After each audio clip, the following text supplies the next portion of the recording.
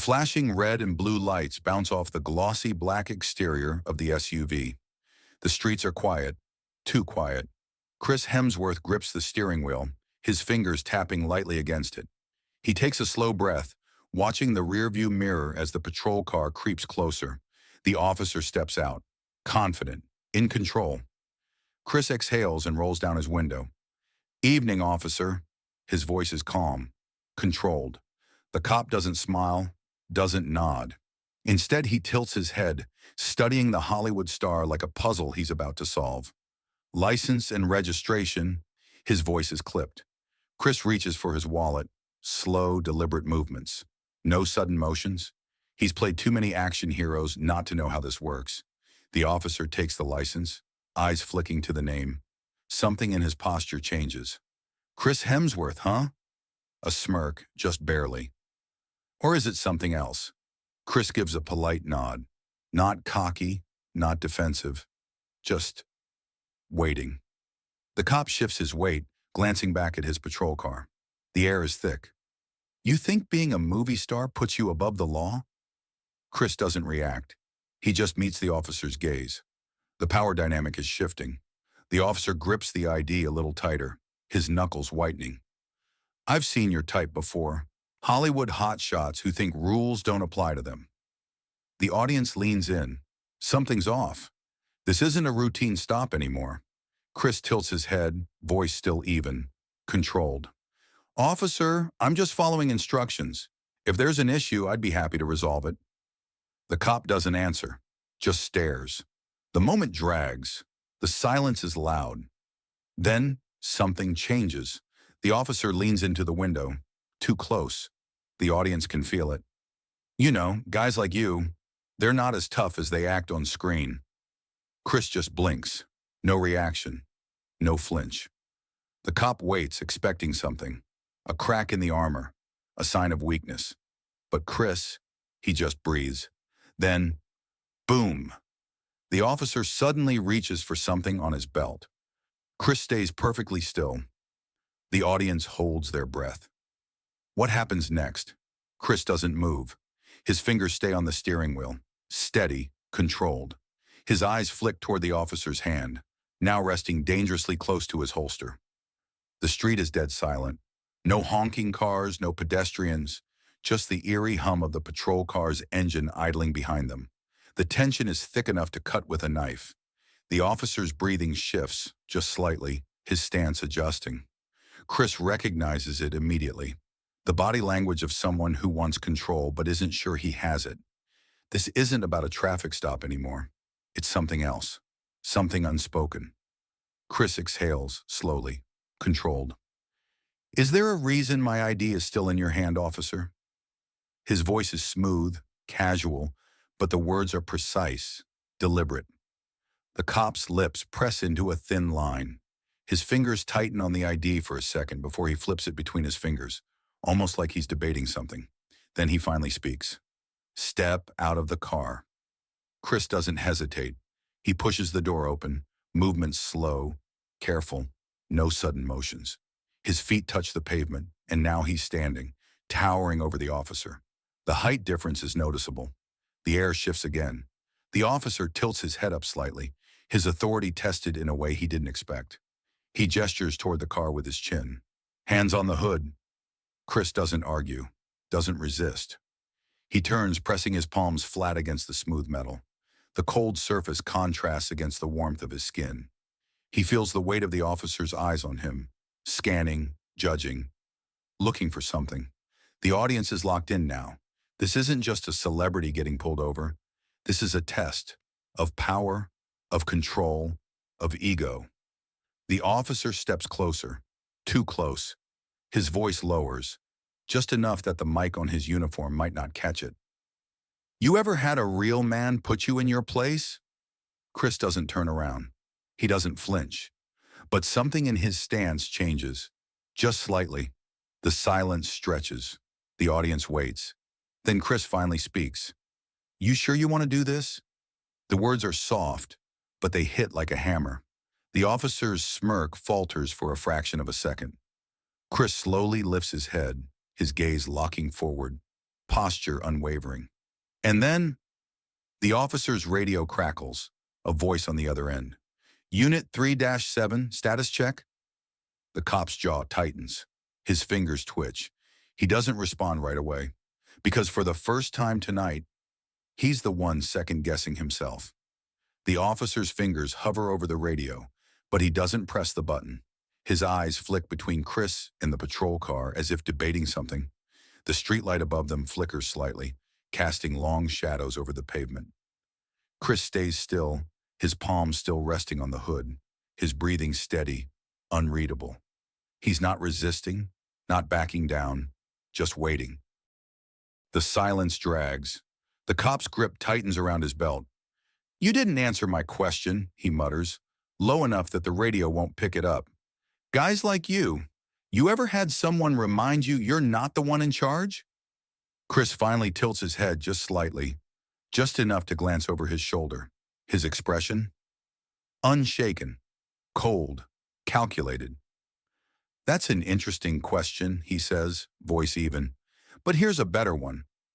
He turns fully now, slow, deliberate, controlled. The way he moves isn't aggressive, but it carries weight, authority, the kind you can't fake. Are you sure you're the one in charge right now? The officer's face twitches, his jaw tightening. His body tenses like a coil, but he doesn't move. Then suddenly, the radio crackles again. Unit 3-7, respond immediately, need status. The officer hesitates just for a second. Then reluctantly, he presses the button. 3-7, I'm good, he says, voice clipped. Routine check. Routine. Chris doesn't react, but the audience feels it. That word, routine, it's a retreat. The officer knows it. Chris knows it. The balance has shifted. The cop exhales sharply, stepping back, glancing toward his patrol car. You're free to go, he mutters, flicking the ID back toward Chris. Chris catches it midair without looking, slides it into his pocket, holds the cop's gaze for just a second longer. Drive safe, officer. He turns, moves back toward his car, pushing the door open and slipping inside without another word. The moment he shuts the door, the patrol lights flick off. The cop stands there for a second longer, watching, breathing hard. Then without another word, he turns and walks back to his own car. Chris doesn't move immediately. He just sits there, fingers tapping lightly against the steering wheel as the officer pulls away, disappearing into the night. And then, just barely, Chris exhales a quiet laugh to himself, because he knew it from the moment the cop stepped out of that car. The guy wasn't looking to enforce the law. He was looking for control. And tonight, he realized he never had it. Chris watches in the rearview mirror as the cop's patrol car fades into the distance. The tension in the air lingers, like the static before a storm. His fingers tap rhythmically on the steering wheel, his mind replaying the interaction. He's had his fair share of tense moments on movie sets. But this was different. He exhales, long and slow, before finally gripping the gear shift. But just as he's about to pull off, a sudden movement. A dark sedan parked just across the street flickers its headlights twice. Chris stiffens, his instincts sharpen. That wasn't an accident. His eyes scan the surroundings. The street is quiet, empty except for a few dimly lit buildings. He shifts in his seat, watching. The sedan doesn't move, doesn't drive off. It just sits there, waiting. Chris glances at the time. 1:47 a.m. This isn't normal. Something is off. He tightens his grip on the wheel, debating. Drive away? See if they follow? Then, his phone buzzes. He picks it up, glancing at the screen. Unknown number. His pulse kicks up, but his expression remains unreadable. He answers, a slight pause, then, You handled that well. Chris's jaw tightens. His free hand rests on the gear shift, but he doesn't move. Who is this? Silence, then a low chuckle. Let's just say, not everyone gets out of situations like that as easily as you did. Chris doesn't blink, doesn't react, but something in his gut twists. You have a lot of eyes on you, Hemsworth. You might want to start watching back. Click. The line goes dead. Chris lowers the phone, staring at the blank screen. Outside, the sedan's engine hums to life. The headlights flicker again. Then, it pulls off. Slow, controlled, almost like it wanted to be seen. Chris sits there for a second, watching it disappear down the empty road. Then finally he exhales, gripping the steering wheel a little tighter. Because now, this wasn't just a bad cop on a power trip, it was something bigger. And whatever it wasn't over. Chris doesn't move. His eyes stay locked on the empty street where the sedan vanished. His instincts, honed from years of action roles, stunt training, and just pure gut feeling, are screaming at him. This wasn't random. This wasn't coincidence. He takes a slow breath, running through the last few minutes in his mind. The cop, the tension, the power play. And then this, someone watching, someone waiting. And now someone making it very clear that they wanted him to know. Chris grips his phone, considering calling someone. But who? The police? Yeah, that would go well. Hey, I think some guys who may or may not be connected to a power-tripping cop are watching me. Right, that would do wonders. Instead, he does what he does best. He stays calm. He thinks. Slowly, he starts his car. The engine purrs to life, smooth, steady. He doesn't speed off, doesn't make it obvious. He just pulls away from the curb like nothing happened. But his eyes flick to the mirrors, scanning, watching. Nothing. Good. He drives for a few blocks, every turn precise, casual. He checks the mirrors again. Still nothing. Then, a shadow, far back, barely visible in the dim glow of the streetlights. A car moving at just the right pace, not close, not obvious, but there, following. Chris exhales slowly, lips pressing together. All right, game on. He makes a turn, right, onto a quiet residential street, the kind with speed bumps and neatly trimmed lawns. He keeps the pace normal. The car behind, it turns too. All right, he keeps going, a little further. Then, another turn, left this time. A few seconds later, so does the car. Chris's grip on the wheel tightens. This isn't paranoia. This is real. His mind works fast. He could speed up, try to lose them. But that would confirm something that he knows. That's not the move. Instead, he does the opposite. He slows down. The other car hesitates, just slightly. Chris can feel it. Whoever they are, they weren't expecting that. They thought he'd panic. They thought he'd try to run. He doesn't.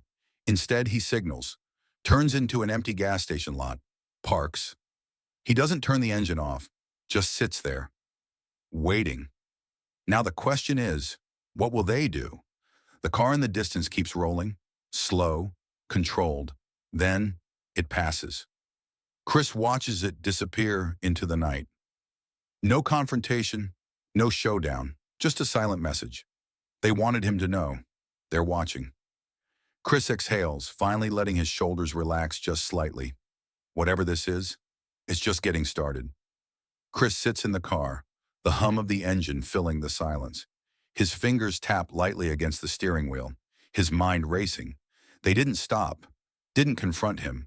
They just wanted him to feel it, to know he was being watched. That's what gets him the most. This wasn't an attack. Not yet. It was a message. He scans the gas station. Only a single car parked at the far end near the convenience store entrance. No one else around. He could go inside, buy time, think. But something tells him staying in one place too long isn't smart tonight. So he shifts into drive and pulls back onto the road. This time, he changes the plan. Instead of heading home, he takes a different route, weaving through side streets, slowing at green lights just enough to check his mirrors, speeding up just enough to see if anyone is tailing him. Nothing. 5 minutes pass, then 10. Still clear. Maybe they backed off. Maybe that was their whole game, to put him on edge and let his own mind do the rest. Psychological warfare. He exhales, fingers tightening on the wheel. Who were they? Cops? Someone connected to that officer? Or something bigger? His mind flashes back to the cop's expression. The way he hesitated before calling in the status check. The way he smirked, then dropped it. Like he suddenly realized something. Something he wasn't supposed to. Chris shakes his head. He needs more information before jumping to conclusions. Finally, after looping through the city, he heads back toward his place. It's late, past 2 a.m. now. The streets are nearly empty. He pulls into his driveway, kills the engine, and sits in silence for a few seconds. Just listening, watching. Nothing. He steps out, locks the car, and makes his way up the path to his front door. Keys slide into the lock. Then, a noise. Not loud, not obvious, but there. A shift. A movement. From the side of his house. Chris freezes, his instincts flaring. His heart rate doesn't spike. He's trained for this, conditioned for tension. But his muscles coil, ready. He slowly turns his head toward the noise. The shadows shift slightly. Someone's there, waiting, watching. Chris exhales, slow, steady. His grip tightens around his keys. And then, a figure steps out. Not a cop, not someone in uniform, but definitely someone who knew exactly what they were doing. Chris doesn't move, doesn't speak, because whatever is about to happen, he's ready for it. The figure steps fully into the dim glow of the porch light. A man, mid-40s, sharp features, dressed in dark clothing, casual but deliberate.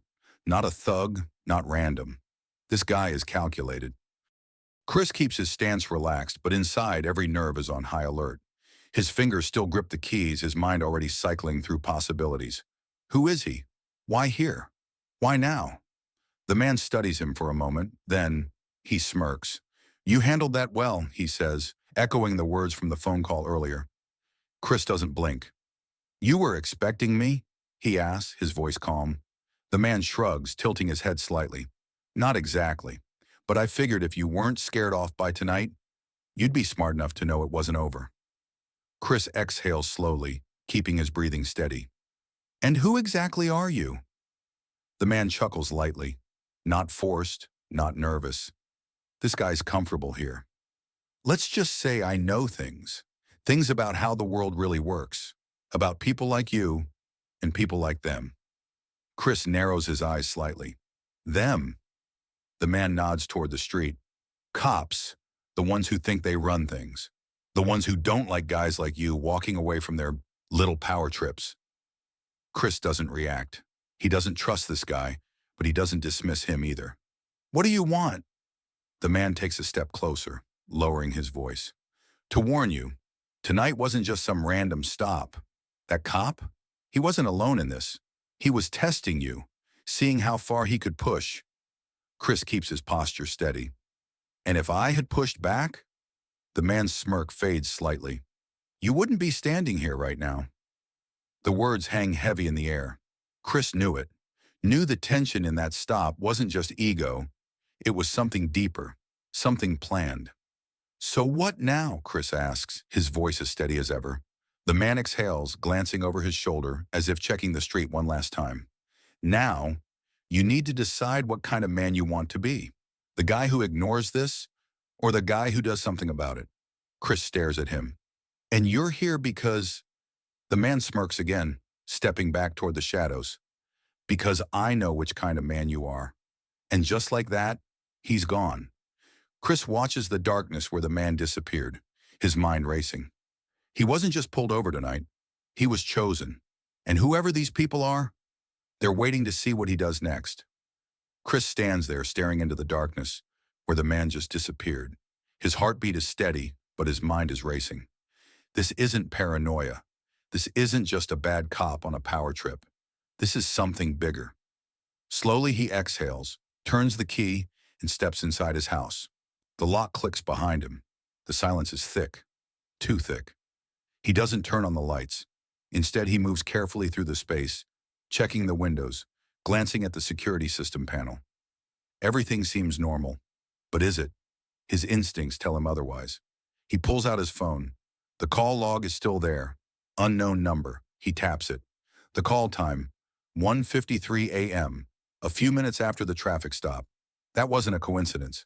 Chris takes a seat, running a hand through his hair. His body's relaxed, but his mind is on overdrive. He replays every second of the night. The cop, the delay before calling in his status, the look on his face, like he knew something Chris didn't, the black sedan, the phone call, and now, this guy's showing up at his house, acting like he knows him. What the hell is going on? His fingers hover over his contacts. He could call someone, his team, his lawyer, maybe even a friend in law enforcement. But something stops him. Something about the way the man spoke. Like he knew what Chris would do next. Like he expected him to take action. But how? Why? Chris glances at his reflection in the darkened window. What do they think I'm capable of? He leans back in the chair, staring at the ceiling. If this was a movie script, the next move would be obvious. Dig, investigate, push back. But this isn't a movie. This is real. And for the first time in a long time, Chris Hemsworth realizes someone else is writing the script. For now, Chris doesn't sleep. He stays in that chair, staring at the ceiling, mind running like a machine stuck on overdrive. Every instinct in him tells him this is bigger than a traffic stop, bigger than some random cop with a power trip. And that man, whoever he was, didn't show up just to chat. He was testing something. Chris stands, stretching out his shoulders. His body feels fine, but his mind, wired, alert. He moves to the window, pulling the curtain back just slightly. The street is quiet. The black sedan is gone. Nothing out of place. But that doesn't mean nothing's wrong. His phone buzzes. Not a call. A message. Unknown number. Still awake? Chris exhales sharply through his nose.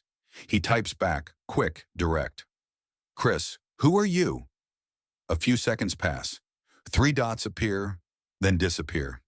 Whoever it is, they're thinking, calculating. Then, unknown number. You asked the wrong questions. Chris frowns. His fingers tighten around the phone. Chris, fine, what's the right question? Another pause, then, unknown number. Do you want to know the truth? Chris's jaw tightens. His thumb hovers over the keyboard. The easy answer is no. Walk away. Forget this. But everything in his gut says otherwise. He types. Chris. Yeah, delivered. Read. No response. He waits. Nothing. And then, his phone pings. Unknown number. Check your front door. Chris's heartbeat slows. A cold, creeping realization settles in. They're watching him. Right now. He glances toward the door. Stays still. Listening. No footsteps. No movement. Just silence. Chris moves carefully, every step precise. Quiet. He reaches the door, takes a slow breath, then swings it open. Nothing. Just the night air, the empty street, and a small, plain envelope on his doorstep. Chris bends down, picks it up. No writing, no markings, just a single fold. He steps back inside, locks the door, and moves to the table. He exhales, unfolds the paper, and freezes. It's a photo of him, taken from inside his car, from the driver's seat. At the exact moment the cop pulled him over. Chris doesn't move, doesn't blink, because now he knows. This wasn't just a warning. This was a setup. And whoever they are, they've been one step ahead the whole time. Chris stares at the photo, his pulse steady, but his mind locked in. Someone was inside his car, not watching from a distance, not spying from the shadows inside. That means one of two things. Either they had access long before the cops stopped him, or they got in afterward. Neither option is good. He flips the photo over. Nothing. No words, no symbols. Just the image itself. But the message is crystal clear.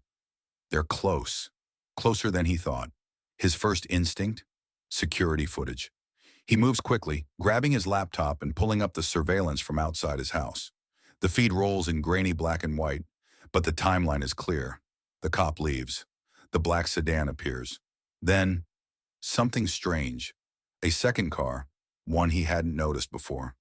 It had been parked down the street the entire time, blending into the shadows. Not following him, not making itself obvious. Just waiting. Chris leans in, fingers tightening on the mousepad. The footage speeds up. The sedan moves. The second car follows behind, but not before someone steps out. A figure. Hood up, face obscured. They move fast, calculated, toward his car. Chris rewinds, slows the footage. The figure doesn't break in. They don't force the door, don't jimmy the lock. They just open it, like they already had the key. Chris's breathing slows. That means one thing. They planned this. They didn't just follow him tonight. They had access before it even started. Which means this goes deeper than one dirty cop. He clenches his jaw, clicking forward through the footage. The figure is inside the car for less than a minute before slipping out, disappearing down the street before the black sedan even moves. Chris exhales sharply. They wanted him to find this. They wanted him to know. But why? His phone buzzes again. Unknown number. Figured it out yet? Chris doesn't answer. His mind is already ahead of the conversation. Whoever these people are, they don't just know where he is. They know how he thinks. And if they're watching him now, they're waiting for his next move. Chris shuts the laptop, his pulse steady, his mind made up. Time to give them something to watch. Chris exhales slowly, setting his phone down, his mind already shifting gears. They're watching. They're waiting. But for what? For him to panic? To run? To make a mistake? Not gonna happen. He moves methodically through his house, his body language relaxed, but inside, he's calculating every step. His security system, still untouched. His doors still locked. But locks clearly don't mean much to these people. He grabs his jacket, slips his phone into his pocket, and heads for the garage. If they think he's going to sit around, waiting for whatever comes next, they're wrong. He's taking control. The moment he steps outside, he feels it. A presence. Subtle, but there. The kind of weight in the air that you don't notice until you know how to look for it. Someone is watching. Chris doesn't turn his head, doesn't react. If they're watching, let them. He climbs into his second car. Not the SUV they tailed earlier. Something different. Something they might not expect. He pulls out of the driveway casual, controlled. No rush, no panic. Just a man heading out for a late-night drive. But where he's going, that's the real question. He glances at his phone. The last message from the unknown number still sits there, waiting. Figured it out yet? He smirks to himself. Let's find out. He takes the long route, weaving through side streets, watching for tails. Nothing obvious. But whoever these people are, they're careful. They don't need to be obvious. After 20 minutes, he pulls into a parking lot, a 24-hour diner on the outskirts of town. Neutral ground, public, safe. If they want to push him, they'll have to do it where there are witnesses. Chris kills the engine, but doesn't move right away. He sits there, watching the reflection of the lot in his side mirror. Then, movement. A car parked 3 rows back. The headlights are off, but the silhouette inside is clear. They followed him. Chris doesn't tense, doesn't shift. Instead, he gets out of the car, walks straight toward the diner, not looking back, not hesitating. If they want to play this game, they just walked into his arena. He steps inside, the bell above the door chiming softly. A waitress looks up, surprised, but doesn't say anything. Chris scans the room. It's mostly empty. A tired trucker nursing a coffee. A young couple in the corner. And then, a man, sitting alone, stirring a cup of coffee like he's been waiting. For him. Chris exhales. There it is. He walks toward the table. The man doesn't look up, just keeps stirring, slow, methodical. Chris slides into the seat across from him, resting his hands on the table. Calm, controlled. The man finally looks up, smirks. Took you long enough. Chris leans back slightly, tilting his head. I like to take my time. The man chuckles, nods. Then he slides something across the table.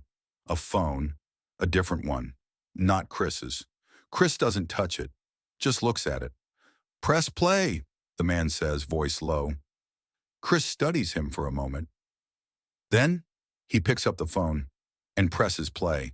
The screen flickers. And suddenly, Chris is watching himself from inside the cop's patrol car. Chris keeps his expression unreadable, but inside his pulse kicks up. This is real. On the screen, grainy footage plays. Him sitting in his car during the traffic stop. But this isn't from the dash cam. This is from inside the cop's vehicle. A hidden angle. Someone was recording from the passenger seat. Chris watches as the scene unfolds. His conversation with the officer, the shift in power, the moment the cop hesitated. But then, something new. A piece of the night he never saw. After the cop let him go, he walked back to his car. But instead of driving off immediately, he opened the passenger door. Someone else was sitting there. Chris narrows his eyes, leaning in. The footage is shaky, the lighting bad. He can't see the face clearly. Just a shadowy figure, still, calm, watching. The cop leans in, says something. The dash lights flicker, illuminating the inside for just a second. And Chris sees it. A badge. Not a police badge. Something else. The video cuts out. Chris exhales slowly, setting the phone down. Looks up at the man across from him. "You want to start explaining?" he asks, voice low. The man tilts his head, studying him. "You already know the answer, don't you?" Chris doesn't blink. He does. This wasn't about some random cop. This wasn't just intimidation. This was coordinated, organized, bigger than local law enforcement. The man leans forward, voice barely above a whisper. "They're not cops, Hemsworth. They're watching people like you, seeing who bends and who doesn't." Chris clenches his jaw. "And what? I passed some kind of test?" The man smirks. "Number you became a problem." Chris exhales through his nose. Of course, this isn't about catching him in something. It's about control, about seeing who follows the script and who rewrites it. "So what happens now?" Chris asks, keeping his voice level. The man doesn't answer right away. He taps the table once, thoughtful. Then, "That depends." Chris tilts his head slightly. "On what?" The man leans back, smirks. "How much you really want to know?" Chris exhales, runs a hand along his jaw. It's a trap. He knows that. But at this point, he's already too deep to walk away. He picks up the phone again, looks at the black screen. Then, he slides it into his pocket. The man smiles. "Good choice." Chris leans forward slightly, his voice dropping to a whisper. "Let's see if you still think that when this is over." The man chuckles. "Oh, Hemsworth, you have no idea what you just stepped into." Chris smirks back. Neither do they. And just like that, the game changes. The man watches Chris carefully, his smirk lingering, like he already knows something Chris doesn't. But Chris, he's done playing their game. He leans back in his chair, taps his fingers lightly against the table. Then, he stands, not in a rush, not in fear, just total control. The man doesn't move. He just tilts his head, watching. "Where are you going?" Chris smirks, reaching into his pocket, pulling out a few bills.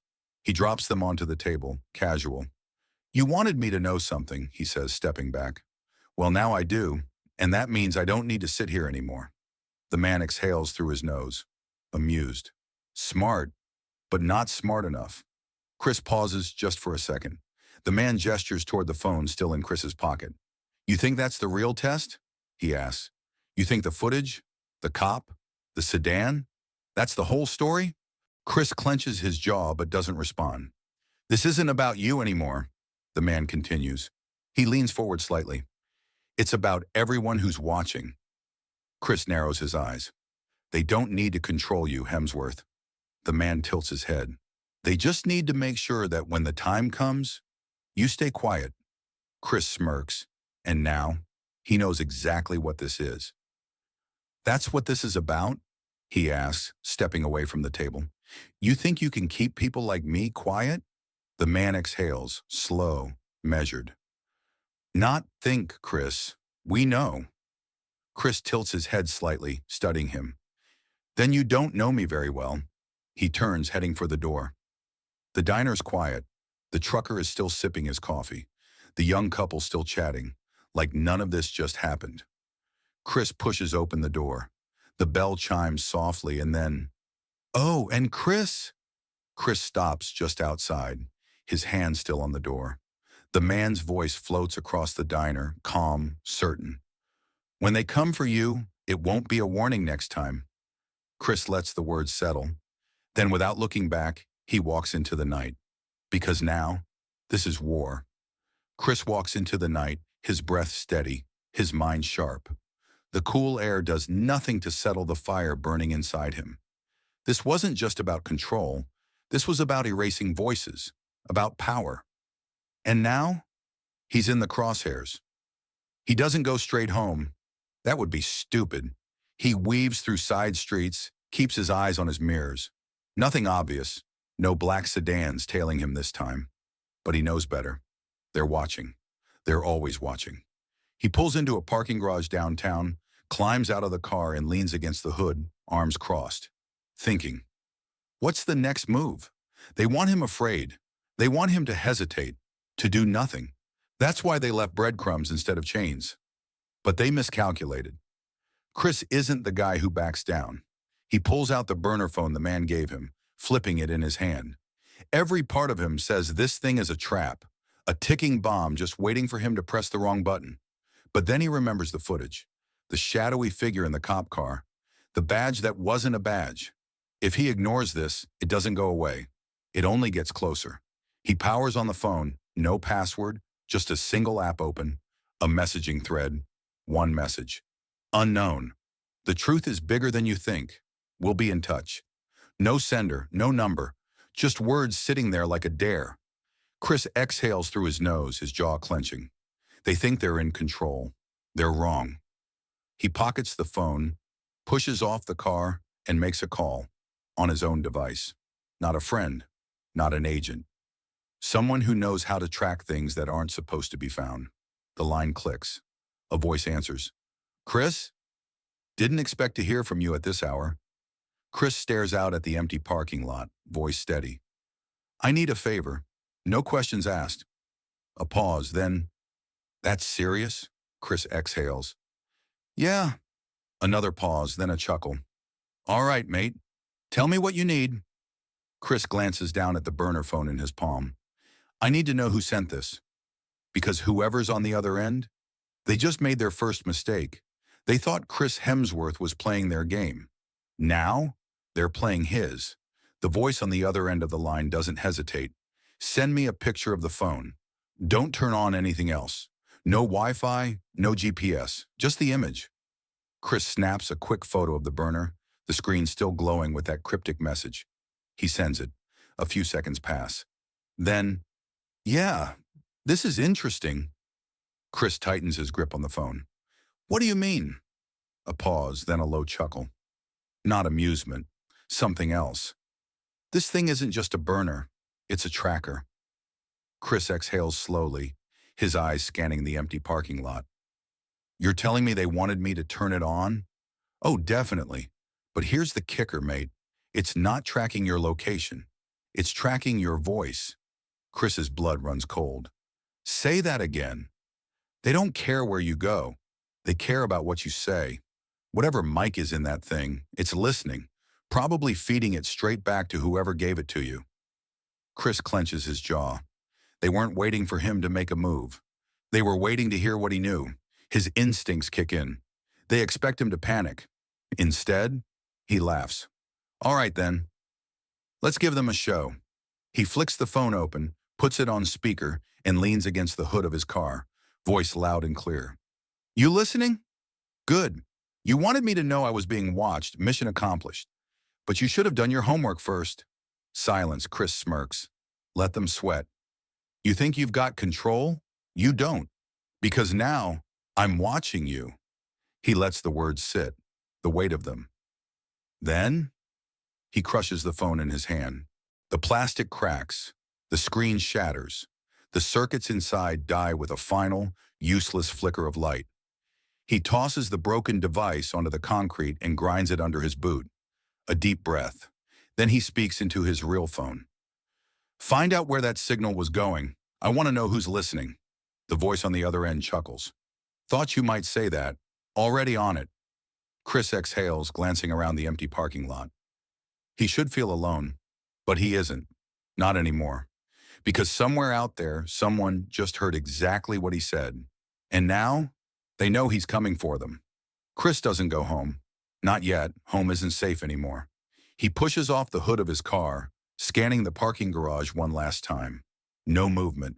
No headlights flickering on. But he knows better. They're still listening. He slides into the driver's seat, starts the engine, and pulls out. Casual, controlled. Like he's not already 3 steps ahead. The phone in his pocket buzzes. He answers on speaker. "Got something," the voice on the other end says. Chris doesn't react, but his grip on the wheel tightens slightly. "Go on." That burner phone? It wasn't pinging a single location. It was bouncing between multiple relays, government-level encryption. "But I found something." Chris takes a slow breath. "Who's on the other end?" A pause, then, "Not a who, a what?" Chris frowns slightly. "That signal?" It was getting routed through a system that only a handful of organizations use. Intelligence networks, military contractors, people who don't officially exist. Chris exhales through his nose. Of course. "So, let me guess," he says. "These aren't just cops who got a little too interested in me." A low chuckle on the other end. "No, mate. These are the kind of people who make cops disappear when they ask the wrong questions." Chris doesn't flinch. "That explains the setup, but not the why." "Yeah, I thought about that. And then I found something else. This goes back further than the traffic stop. A week ago, your name was flagged in a system that isn't supposed to be accessible to civilians." Chris's jaw tightens. "Flagged for what?" A beat of silence. Then, "A recruitment profile." Chris blinks. "Come again?" "You weren't being investigated, Chris. You were being scouted." Chris pulls the car into an empty side street and parks, resting his hands on the wheel. "So, let me get this straight. Someone put my name on a list, then they staged a test. The cop, the surveillance, the intimidation. They wanted to see how I'd react." "That's my best guess," the voice confirms. Chris exhales slowly, running a hand along his jaw. They weren't trying to scare him off. They were trying to see if he was worth bringing in. "What kind of people recruit like this?" he asks, voice low. A pause, then, "The kind who don't take no for an answer." Chris smirks. Then they're about to be very disappointed. Another pause. Then the voice on the line chuckles. "Can't wait to watch." Chris hangs up. His pulse is steady. His mind is clear. He doesn't know who these people are, but they just made the mistake of showing their hand. And now, it's his turn. Chris grips the wheel, eyes locked on the darkened street ahead. They think he's playing their game. They think he'll sit back and wait for their next move. They couldn't be more wrong. He shifts the car into gear and pulls onto the highway, the city lights flashing past him. He has one destination in mind. He needs to see the file. If they flagged him, there's a record somewhere, a digital footprint, no matter how well hidden. And Chris, he knows exactly who can find it. He dials a number. It rings once, twice, then, "It's late, Hemsworth." "This better be good." Chris doesn't waste time. "How fast can you pull a classified personnel flag?" A pause, then a low sigh. "You really don't call for small favors, do you?" "Not my style," Chris says, weaving through traffic. "Can you do it or not?" "Depends. Who's flagging you?" "That's what I need you to find out." Silence. Then a click of a keyboard in the background. "Give me 10 minutes. Chris hangs up. His fingers drum against the steering wheel as he speeds toward his destination, an old bar on the outskirts of town, a place no one would think twice about. Neutral ground, safe, or at least it used to be, because when he pulls into the lot, he immediately sees it. A car, parked at the far end, tinted windows, engine still running. Chris exhales through his nose. They're not even hiding anymore. He steps out, adjusting his jacket, walking toward the entrance like he doesn't notice, like he doesn't care. Inside, the bar is quiet, a few regulars. The bartender gives him a nod. But Chris, his focus is on the back booth, because sitting there, casually sipping a drink, like he's been waiting all night, is the man from the diner. Chris clenches his jaw but doesn't hesitate. He slides into the seat across from him, Didn't take you long, the man says, smirking. Chris leans forward, voice low. You've got 1 minute to tell me why my name is in your system before I start making your life very difficult. The man chuckles, setting his glass down. Chris, you already know the answer. That's why you're here. Chris doesn't blink. Try me. The man exhales, tilting his head slightly. Then, you were never being followed. Chris narrows his eyes. What? The man smirks, and then he says it. You were being tested. Chris exhales slowly. He already suspected it, but hearing it, different.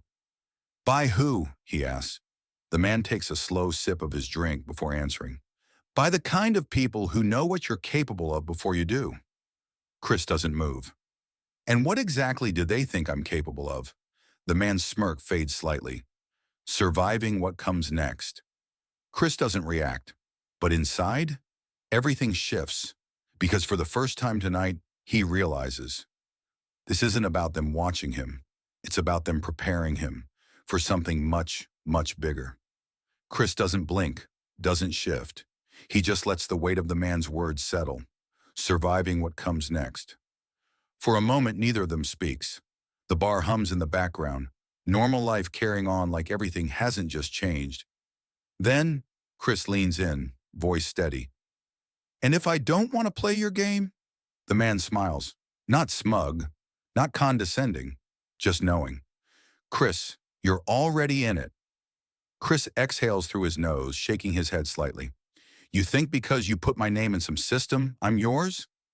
The man tilts his head, amused. Number, but I think you already know that walking away doesn't change anything. Chris clenches his jaw. He's right. This wasn't a warning. This wasn't intimidation. This was preparation. For what? He doesn't know yet, but he will. Chris leans back in his seat, rubbing his fingers against his jaw. So what now? The man chuckles, finishing his drink. Now. He stands, straightening his jacket. Now we wait. See how ready you really are. Chris watches as he turns, heading for the exit. Oh, and Chris? Chris doesn't move, just waits. When it happens, don't say we didn't warn you. The man pushes open the door. The bell chimes softly. Chris exhales, staring at the empty glass left on the table. Because now, he's not just being watched, he's being prepared for something bigger, for something coming, and whoever they are, whatever they want. Chris Hemsworth, he's ready.